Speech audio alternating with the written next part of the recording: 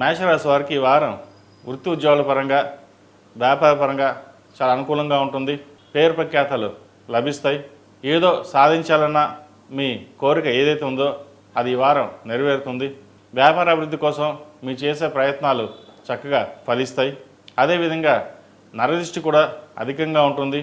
మీరు బాగా ఎదుగుతున్నారు అనే భావంతో వరవలేని వారు ఉంటారు. ఎవరు ఏమనుకున్నా సరే మన పని మనం చేసుకోవాలి, ఎదగాలి అనే భావంతో మీరు ముందుకు వెళ్తారు. స్థిరాస్తులకు సంబంధించిన విషయ వ్యవహారాలు సానుకూల పడతాయి.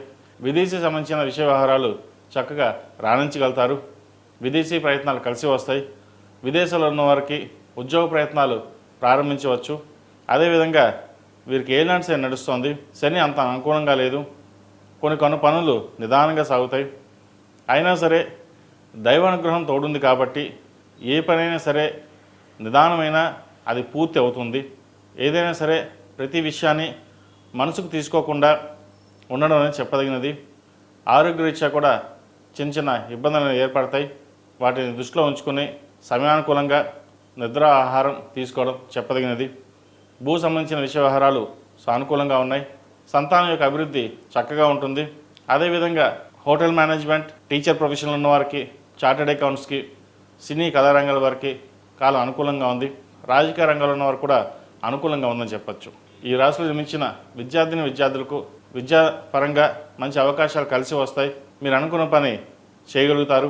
ప్రభుత్వం సంబంధించిన విషయ వ్యవహారాలు వీరికి సానుకూలంగా ఉంది. ప్రభుత్వ ఉద్యోగం చేతి దాకా వచ్చి చేయి జారిపోయిందనే భావన ఏర్పడుతుంది. అదొక మనోవేదనకి గురవుతారు. అలా కాకుండా ధైర్యం చేసి ఒక ఉద్యోగం కాకపోతే ఇంకో ఉద్యోగం అయినా సరే ప్రభుత్వ పరంగా ఉద్యోగం చేయాలి, సాధించాలన్న తపన ఎక్కువ అవుతుంది. అది మంచికి అది ప్రయత్నాలు ప్రారంభించవచ్చు. ద్వితీయ సప్తమాధిపతి అయిన శుక్రుడు పంచమంలో ఉన్నారు, కేతువుతో కలిసి ఉన్నారు.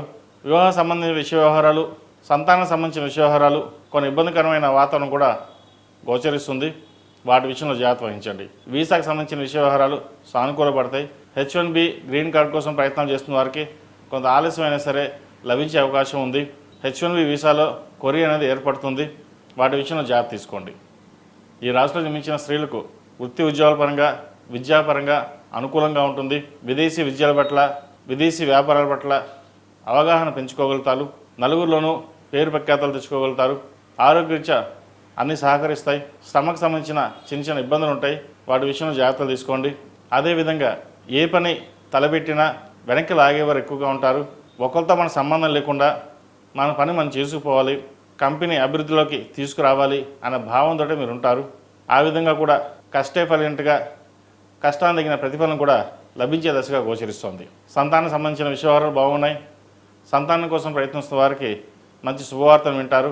దేవీ నవరాత్రులు ప్రారంభం కాబోతున్నాయి. ఈ దేవీ నవరాత్రుల్లో అమ్మవారికి ప్రతిరోజు ప్రతినిత్యం కుబేర కుంకుమతోటి, ఆరవల కుంకుమతోటి అమ్మవారిని పూజించండి. ఉదయం సాయంత్రం దుర్గా అష్టోత్తరంతో కుంకుమార్చన చేయడం చెప్పదగినది. అదేవిధంగా మంగళవారం నాడు, శుక్రవారం నాడు లలిత సహస్రనామాలతోటి అమ్మవారి కుంకుమార్చన చేయండి. ఇలా చేయడం వల్ల అమ్మవారి ఆశీస్సులు అనుగ్రహం పొంది మనం అనుకున్న కోరికలు అమ్మవారు మనకి సిద్ధించే విధంగా ఆశీస్సులు ఇవ్వగలుగుతుంది. ఈ రాశిలో జన్మించే వారికి కలిసి వచ్చే సంఖ్య 2, కలిసి వచ్చే రంగు మెరూన్. ఏదైనా పని మీద బయటకు వెళ్ళినప్పుడు మంగళవారం కానీ శుక్రవారం అడిగిన వెళ్ళండి. మంచి ఫలితాలు సంప్రాప్తి.